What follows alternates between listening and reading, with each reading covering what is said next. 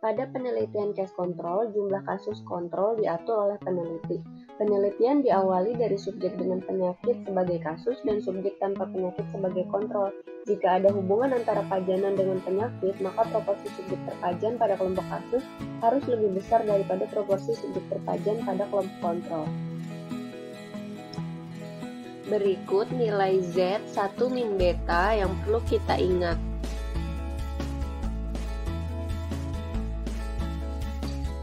Dan juga nilai alfa, karena kedua nilai tersebut akan masuk ke dalam perhitungan besar sampel. Selanjutnya ada rumus perhitungan besar sampel untuk estimasi odds ratio apabila kita ingin menggunakan cara manual. Contoh soal, suatu penelitian bermaksud untuk melihat efek rokok terhadap kejadian penyakit jantung koroner. Apabila peneliti menginginkan presisi relatif sebesar 20% dan derajat kepercayaan 95%, berapa besar sampel yang diperlukan? Nah, dari penelitian terdahulu didapatkan bahwa nilai odds adalah 2 dan nilai P2 adalah 0,4. Nilai P2 di sini adalah proporsi orang terpajan pada kelompok kontrol. Selanjutnya kita tinggal masukkan saja relative precision-nya 0,2, P2-nya 0,4, dan OR-nya 2. Nanti akan muncul N-nya 637. Artinya diperlukan 637 kasus PJK dan 637 kontrol, yakni mereka yang tidak terkena PJK.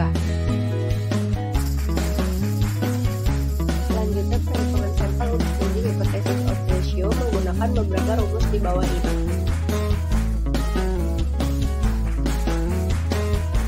Seorang peneliti ingin menguji hipotesis pengaruh kegemukan terhadap kejadian diabetes. Hasil penelitian yang pernah dilakukan menemukan rasio odds sebesar 2,5 dan diketahui nilai P2 adalah 0,6. Jika peneliti menginginkan tingkat kepercayaan 95% dan kekuatan uji 80%, berapa besar sampel yang diperlukan peneliti? Pada SS11 show, penghitungan sampel untuk uji hipotesis odds ratio ada di menu 3.2.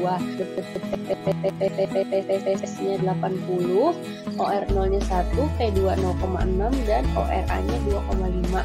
Selanjutnya akan dihasilkan N100.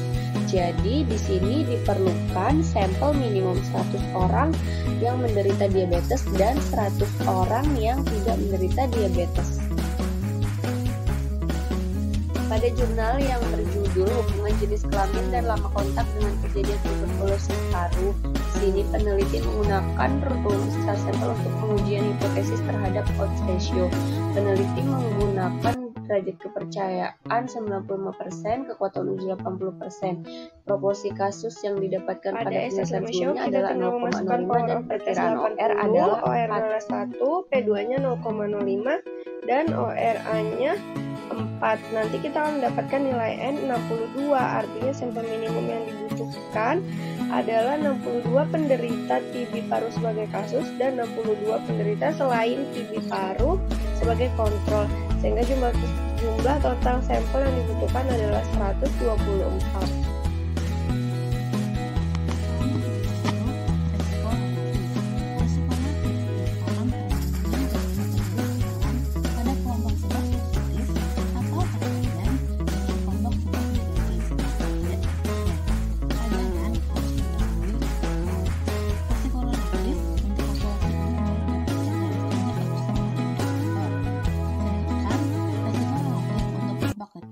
Biasanya diperoleh sebagai hasil studi eksperimental uji klinik atau randomized control trial.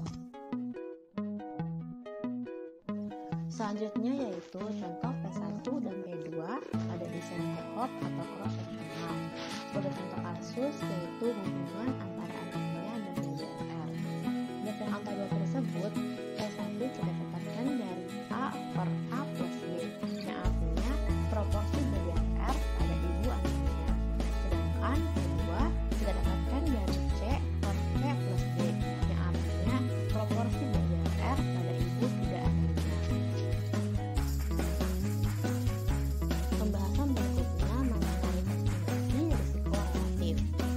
Ini adalah rumus besar sampel untuk estimasi risiko relatif, yaitu N sama dengan Z kuadrat 1 min alfa per 2 dalam kurung 1 min P1 per P1 ditambah 1 min P2 per P2 per log 1 min I dikuadratkan. Dengan keterangan I yaitu presisi relatif dari RR dan P1 sama dengan RR dikali P2.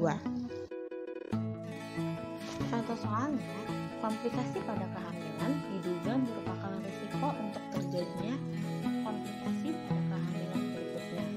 Untuk membuktikannya, peneliti melakukan penelitian kohort dengan mengikuti ibu hamil dengan komplikasi pada kehamilan sebelumnya dan ibu hamil tanpa komplikasi pada kehamilan sebelumnya. Berapakah besar sampel yang dibutuhkan untuk mendeteksi risiko relatif sekitar 2 dengan presisi relatif 20% dan derajat kepercayaan 95%. Dari informasi didapatkan bahwa proporsi komplikasi kehamilan pada ibu hamil tanpa komplikasi adalah 15%. Dari soal tersebut kita mendapatkan data yaitu P2 sama dengan 0,15, P1 sama dengan 2 dikali 0,15 yang hasilnya 0,3 dan I sama dengan 0,2. Selanjutnya kita masukkan ke dalam rumus yang menghasilkan N sama dengan 617,21. Yang selanjutnya kita bulatkan menjadi 618. Dengan demikian dibutuhkan 618 orang ibu hamil tanpa komplikasi sebelumnya dan 618 ibu hamil dengan komplikasi sebelumnya. Untuk memudahkan perhitungan besar sampel, maka kita menggunakan aplikasi SS-Lemischau. Hal yang pertama yang perlu dilakukan yaitu membuka aplikasi SS-Lemischau. Kemudian kita memilih yang Estimating a Relative Risk with Specific Relative Precision. Nah, karena pada data sebelumnya confidence levelnya 95%, maka kita memilih yang 4.1a. Kemudian kita mengklik Estimate dan akan muncul halaman seperti yang ada di sebelah kanan. Setelah itu, kita masukkan data-datanya dan nanti akan muncul berapa jumlah sampel yang kita butuhkan. Selanjutnya yaitu mengenai uji hipotesis risiko relatif.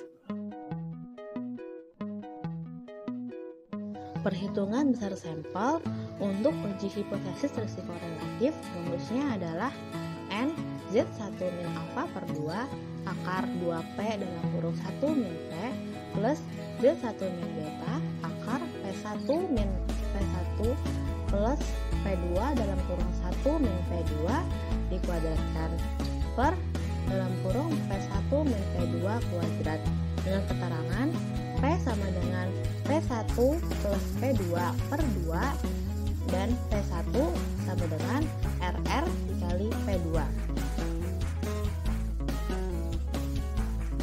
Contoh soalnya, seorang peneliti ingin membandingkan terapi pembedahan dengan radiasi untuk suatu jenis kanker.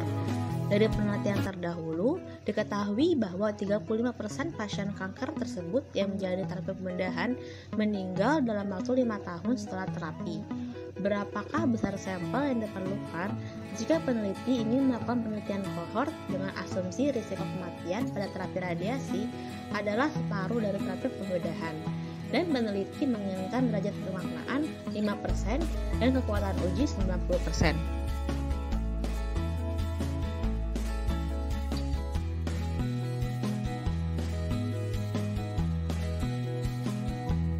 Dari soal tersebut, kita mendapatkan data yaitu RR sama dengan 0,5, P2 sama dengan 0,35, P1 sama dengan 0,5 dikali 0,35 yang hasilnya 0,175 dan P sama dengan 0,175 ditambah 0,35 dibagi 2 yang hasilnya 0,2625.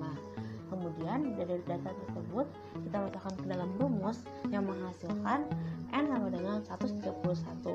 Dengan demikian dibutuhkan 131 pasien kanker yang diterapi dengan pembedahan dan 1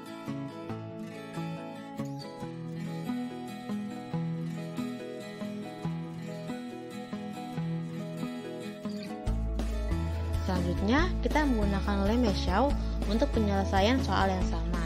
Setelah kita membuka aplikasinya, kita pilih yang 4.2, yaitu hipotesis test for relative risk.